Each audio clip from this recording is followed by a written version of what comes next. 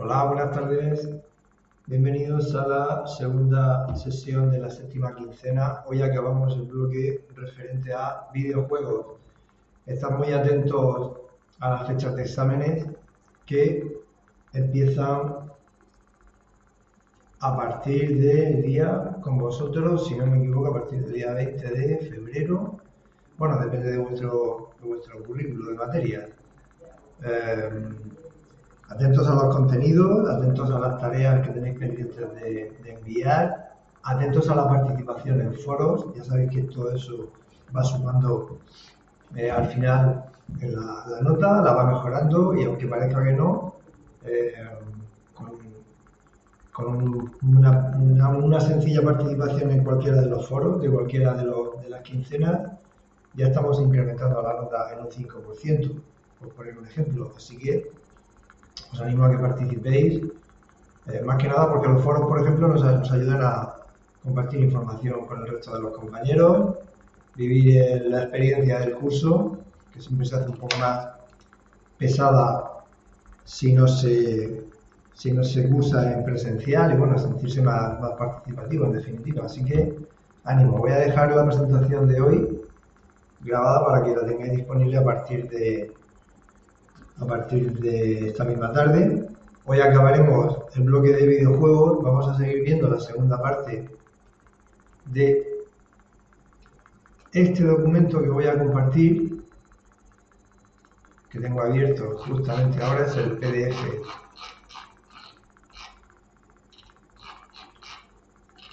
que encontráis aquí en la plataforma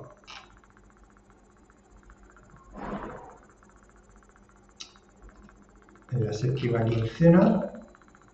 Es este enlace que estoy ahora señalando. ¿Ok?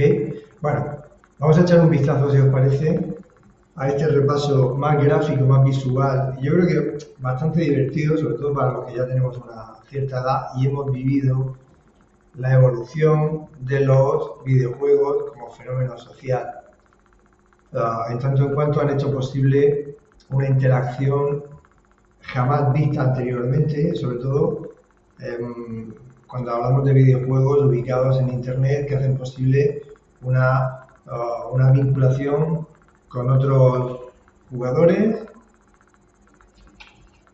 transfronterizos, diríamos, ¿no? En donde la limitación geográfica ya no supone un problema. Así que desde las primeras consolas de uso personal hasta los juegos en línea hemos ido viviendo una evolución imparable que afecta prácticamente a todos los ámbitos de nuestra vida, desde el diseño gráfico, la publicidad, el merchandising, la producción musical, etc. Ahora mismo el fenómeno del videojuego se ha convertido en algo más que en un entretenimiento, se ha convertido prácticamente en una forma, un estilo de vida, creando auténticas comunidades de las cuales podemos ser partícipes en función de nuestra necesidad de implicación, ¿no?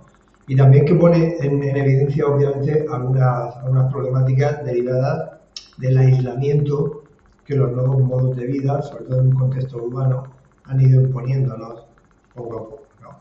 Mayor individualidad, mayor sensación de alcance global, ¿no? De pertenencia a un espacio insondable y limitado, pero al mismo tiempo también mayor sensación de soledad o de aislamiento. Así que, como vemos, el mundo del videojuego abarca mucho más que en ver en entretenimiento. Cuando hablamos de... Voy a intentar ampliar un poquito aquí. Cuando hablamos de la evolución del videojuego o la historia, pues es lógico plantearse cuál fue ese primer videojuego, ¿no? Igual que en clase de fotografía intentamos determinar cuál fue la primera fotografía realizada, conservada. En el caso de la escritura, cuál fue el primer documento escrito que da pie a poder hablar de una lengua, como la lengua castellana, el latín o el griego, en fin, siempre parecemos necesitar una referencia que nos ubique espacio-temporalmente hablando, ¿no? Bueno, cuando hablamos de cuál es el primer videojuego, claro, nos tenemos que retrotraer a una época en donde todo resulta muy experimental en el ámbito propio del laboratorio. No son laboratorios de carácter biológico, sino que son laboratorios técnicos, electrónicos, que utilizan, por tanto, herramientas y dispositivos propios del momento. En la década de 1950, y esto ya lo comentamos la semana pasada, pero como me parece muy divertido, muy entretenido de ver, vamos a echar un vistazo, prestando atención precisamente a esa serie de dispositivos que sirven como inicio a esto que hoy llamamos el fenómeno del videojuego, ¿no? Así que Higginbotham, que es un técnico de laboratorio, está utilizando un monitor que se utiliza para tareas que nada tienen que ver con el entretenimiento. Aquí lo podéis ver. Vale, voy reduciendo un poquito. ¿Vale? Es la pantalla de un osciloscopio que ha sido manipulada e intervenida con una interfaz a modo de joystick primitivo que hace posible variar, estáis viendo el rebote, variar la dirección de un puntero que deja un rastro tras de sí.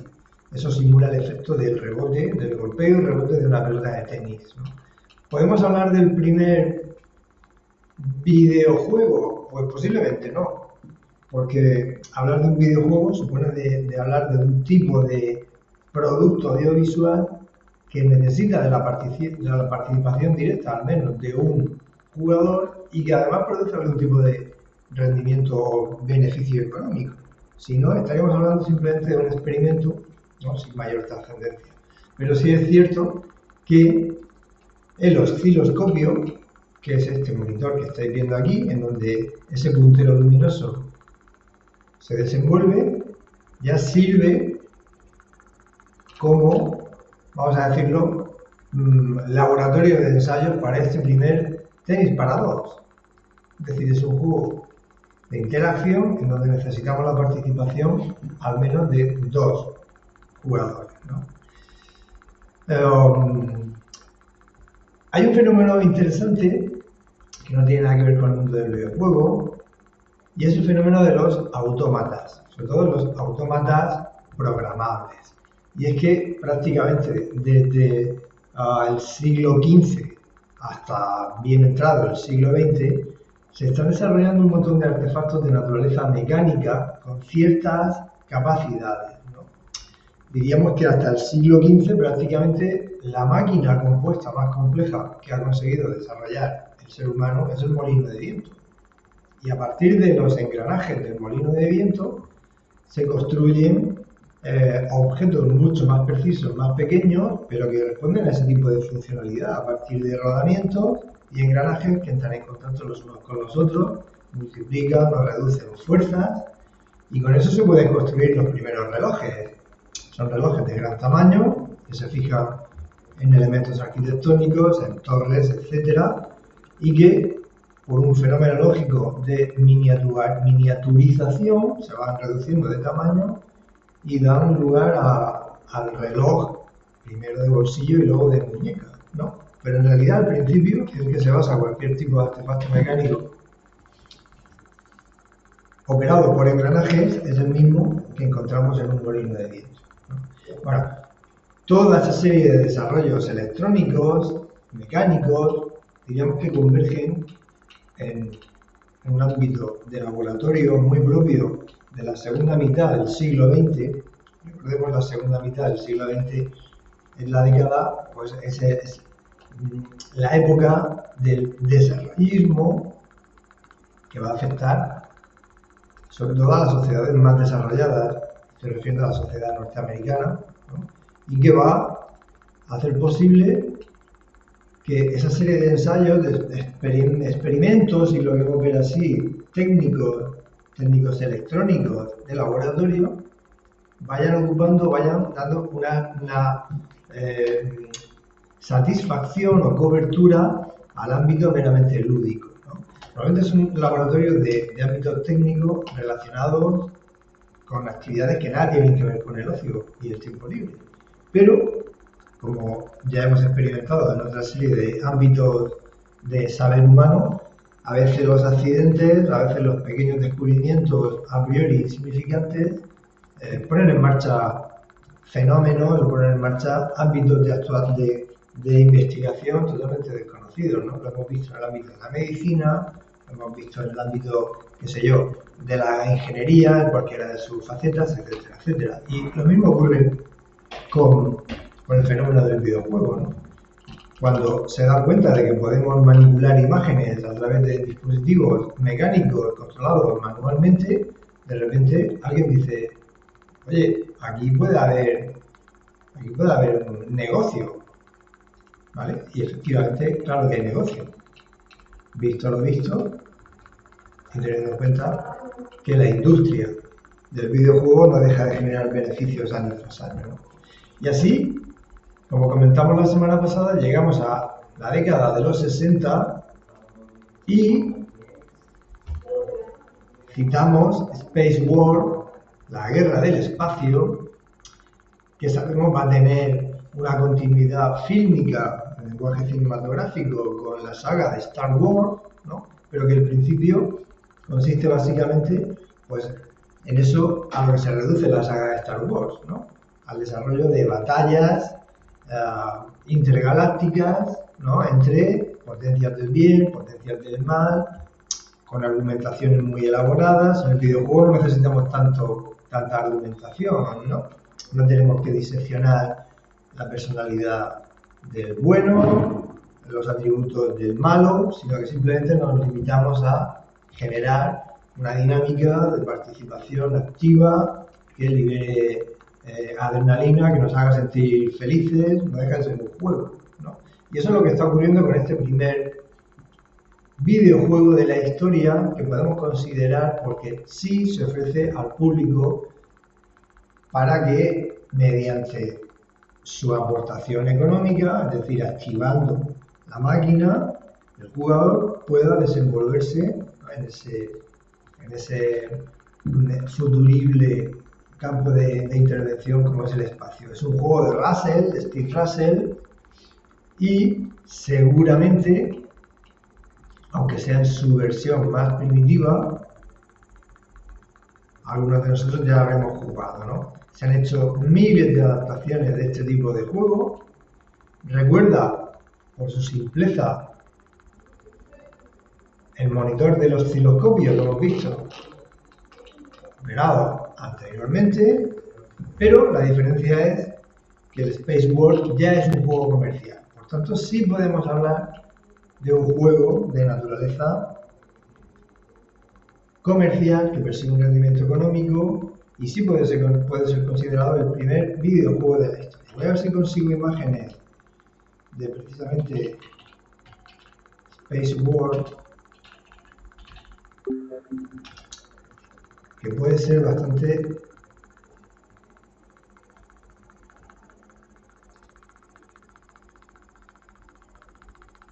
interesante.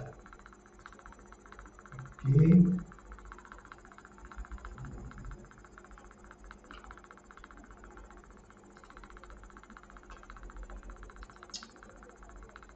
Bueno, a ver.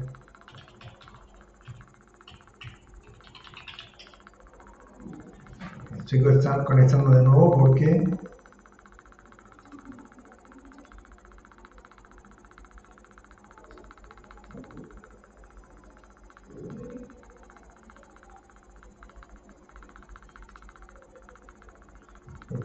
he salido fuera, no sé qué ha pasado exactamente. Voy a intentar entrar otra vez. A ver, enlaces.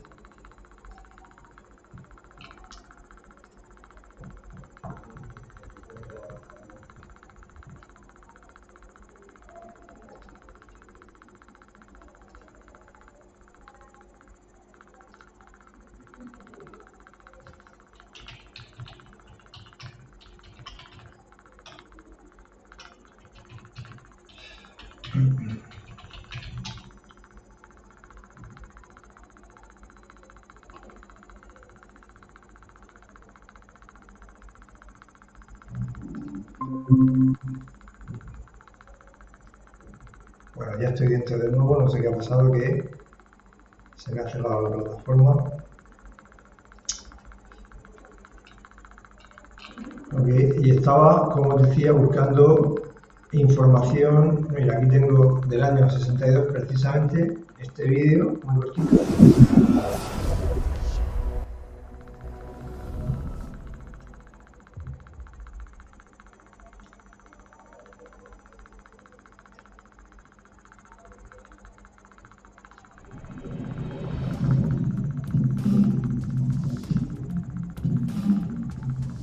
Es un juego para 2 jugadores.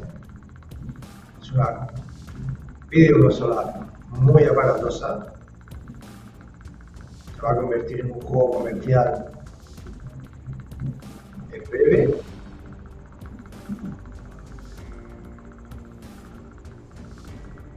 Ahí vemos las naves disparando.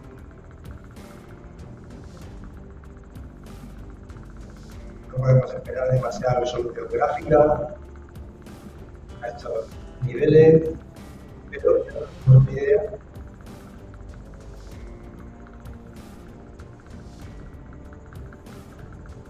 Vale, esta sería la imagen de la videoconsola digital.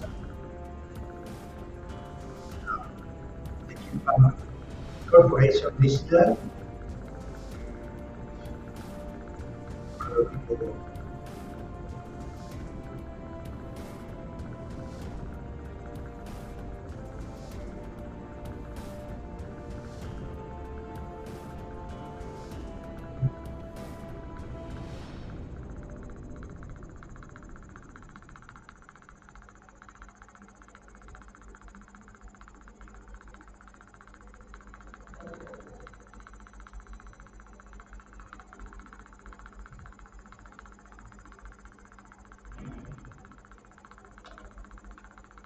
Bueno, me ha parecido interesante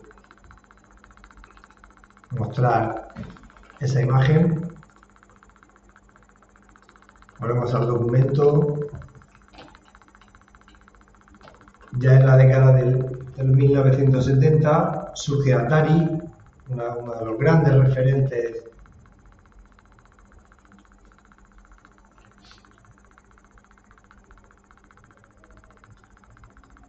de los videojuegos originales. Bushnell y Alcor crean su famoso Pong. Es un gran éxito comercial. Estamos en la época de videojuegos arcade asociados a los salones recreativos, así que encontramos una convivencia perfecta del Pong con Space Invaders, los invasores del espacio. Es una evolución muy mejorada de la anterior, muy mejorada de Space World, con gráficos en color, Galaxian y el superclásico Pac-Man, que seguramente formará parte de nuestra cultura visual.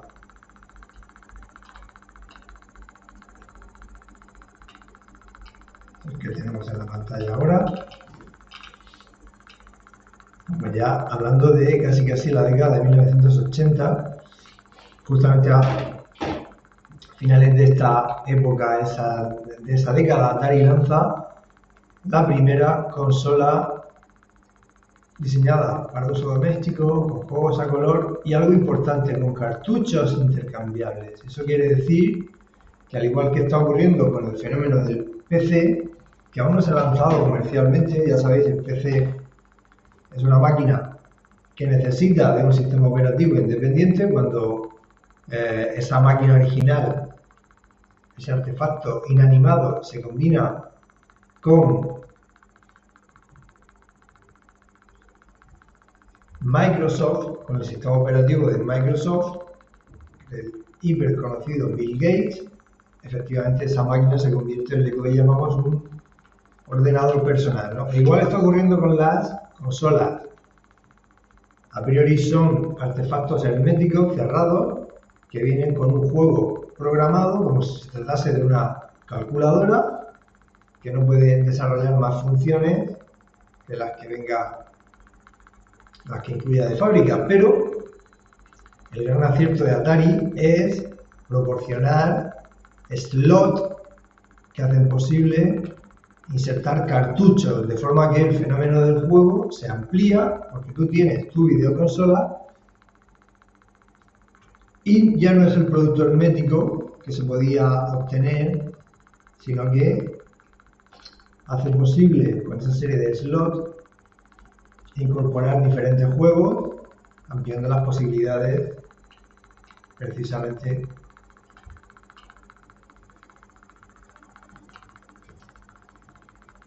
de uso y disfrute.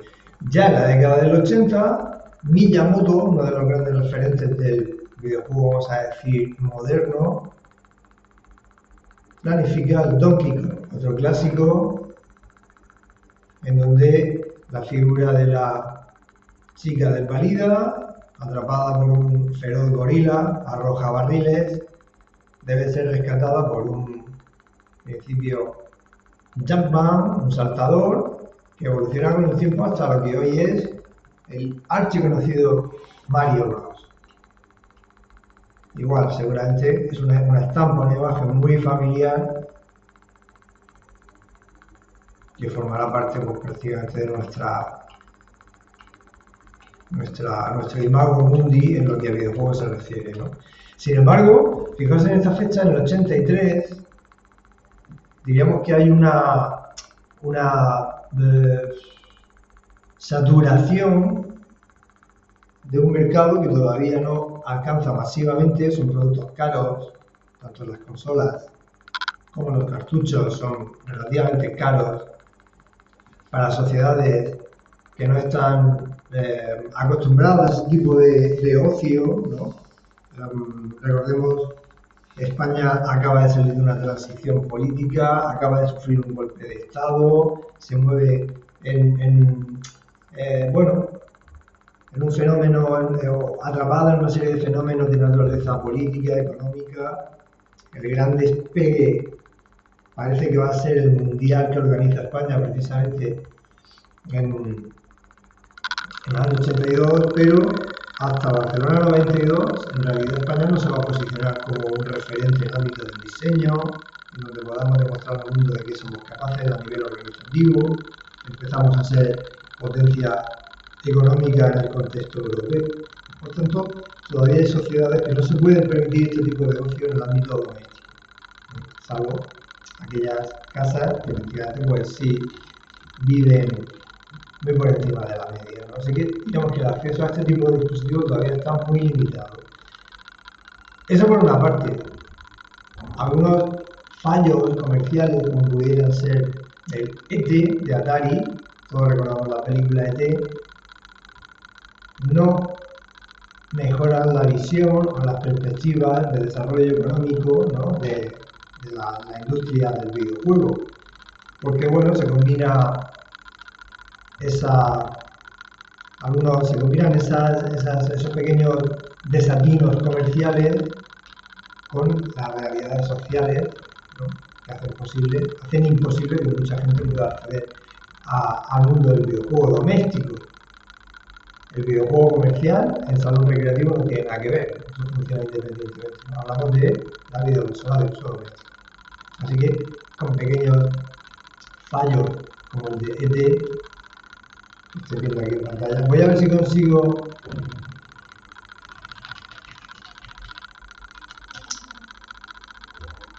vale, aquí tengo algunas imágenes de lo que era este juego, considerado el peor juego de la historia. Bueno, también hay que ser un poco comprensivos, ¿no?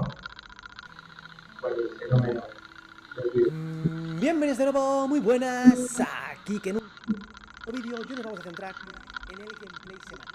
Ese gameplay que es sería cada semana un juego en casa. Esta sería la portada del juego, donde incluimos la parte de nuestro casi entrañable ET, pero una parte casi de nuestra vida. En el presente y ahora nos toca irnos al universo retro, al pasado. Y me he querido ir muy al pasado. He querido coger la máquina del tiempo, ya que la película de ET en esa época tener en mis los desarrolladores son unos genios. Seguimos. Oh, puedo volar. No os lo había dicho. Puedo volar, puedo salir de los sitios. Puedo volar. Sí, soy ET. Puedo. Oh, el agente me estaba esperando. El agente del FBI no. Pringao, qué rollo más. No, a desaparecer. ¿No puede teletransportarse? Me he caído otra vez. No. Voy a ver qué pasa con... Oh, no me he caído. Corre más en diagonal, el cabrón corre más. De verdad, es que no lo entiendo. No, pero sobre todo descubrir. Pues bueno, gracias, turno. Puedes extraer. Bueno, nuestro entrañable ET perdido entre niveles, como metáfora de nosotros mismos perdidos ante la inmensidad insondable del universo. Ya a mediados de los 80, primero en Japón y después en Estados Unidos, Nintendo Entertainment System, lo que conocemos como NES, se hace con buena parte del mercado con una renovación de Super Mario Bros. Con una vez superada, diríamos, esa crisis de principios de los 80, el mundo de la videoconsola despega, generando unas estéticas que en algunos casos ni siquiera han sido mejoradas. Hoy en día se han convertido en auténticos arquetipos, auténticos referentes en el ámbito del videojuego animado interactivo. Son estéticas que asociamos a un tipo de público, vamos a decir, infantil, por su sencillez en la mecánica del juego y en los gráficos, pero que en realidad pueden tener un trasfondo bastante complejo, lo que a consecución de objetivos se refiere, incluso en lo que a la interpretación de ciertas argumentaciones se refiere. Bueno, pues con Nintendo, Super Mario se convierte en el gran referente en el mundo de los videojuegos. Y ya a finales de los 80, entrando en la década prodigiosa de los 90, nuevas irrupciones como Sega entra en competencia directa con Nintendo y empiezan a surgir las rivalidades que han perdurado pues, prácticamente hasta nuestros días, ¿no? Ya en los 90, Sonic y Super Sonic y Mario y Super Mario van a ser primero imagen.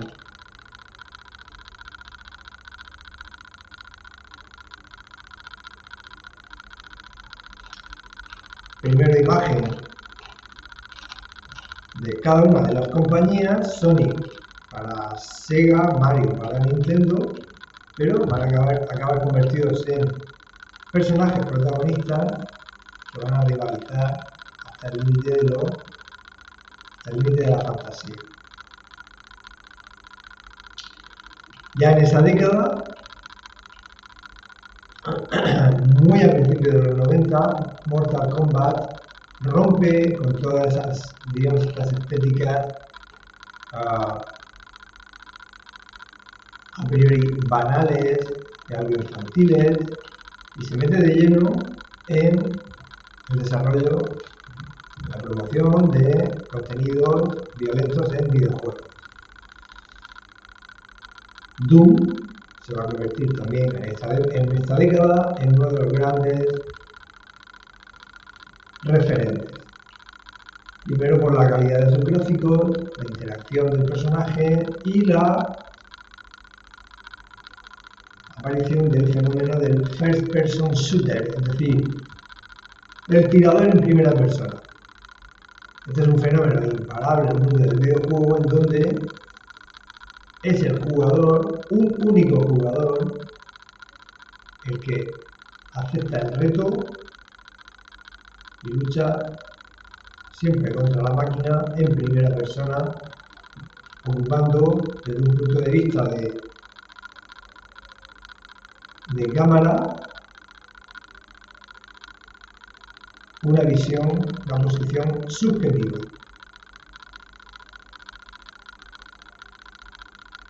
caso de Doom, se trata de superar niveles, acceder a armamento, acabar con todos los enemigos y recoger todos los premios posibles sin ser aniquilado. Esa aniquilación se produce con la reducción de nuestro estado de salud, medido en porcentaje. Es un videojuego muy complejo para la época. A mediados de los 90, Sony pisa fuerte y lanza la primera PlayStation. Utiliza el formato de CD para insertar nuevos videojuegos y entra en rivalidad con Sega Saturn y por supuesto con Nintendo. Aquí citamos que los videojuegos poligonales, es decir, vectoriales, van superando a los videojuegos basados en la gestión de los píxeles. Sabemos que consumen muchísimos recursos de memoria, no son tan eficientes ni tan rápidos.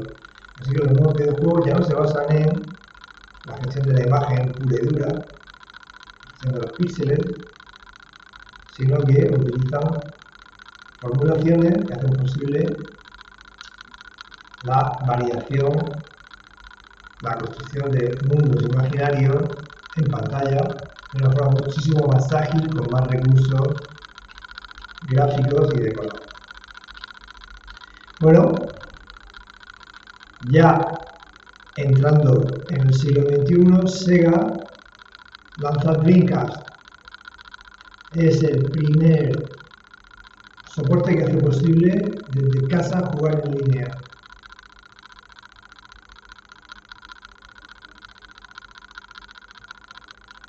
En PC esto ya era posible con EverQuest, lo que abre el camino a una nueva experiencia.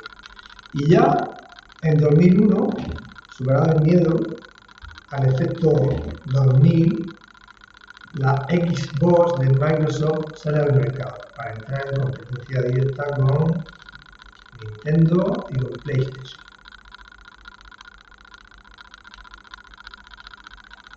En donde se produce una adaptación y mejora del Doom con el mismo patrón de First Person Shooter. Somos protagonistas absolutos del videojuego de una forma total y completamente inmersiva.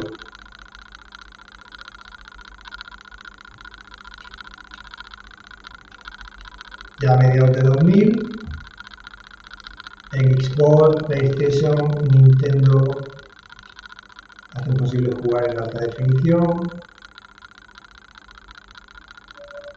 y con el fenómeno del World of Warcraft se superan todos los récords de jugadores en línea a finales de esta década. Ya va a ser a partir de 2008-2009 cuando las consolas personales empiecen a ser desplazadas por los teléfonos móviles con capacidad para jugar tanto local como en línea.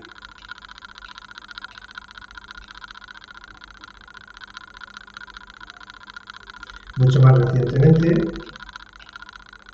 PlayStation y Xbox siguen desarrollando nuevos productos, incluyendo gafas de realidad virtual y de realidad aumentada. Se mejoran todos los productos en cuanto a gestión de gráficos, velocidad.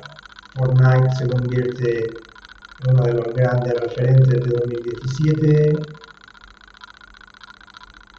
Call of Duty, Free Fire, etcétera, etcétera. Ya mucho más recientemente, fijaos, aquí aparece que las consolas se ofrecen como servicio. y no solo como un producto de juego. ¿Ves?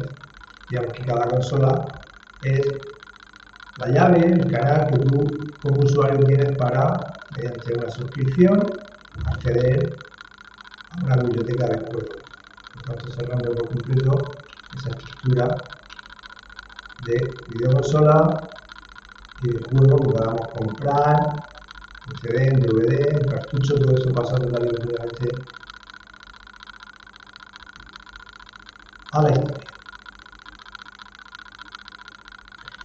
Y entre todos ellos, los juegos deportivos, de competición, de rivalidad, son uno de los grandes sustentos de las nuevas plataformas.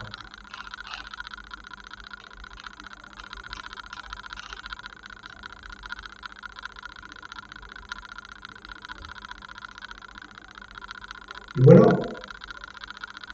este era el documento que quería compartir hoy. Lo podéis ver tranquilamente en casa si necesitáis alguna referencia. Voy a quedarme el resto de la sesión conectado por si alguien necesita alguna aclaración. Nos vemos, si no hay novedades, la semana que viene. Hasta pronto.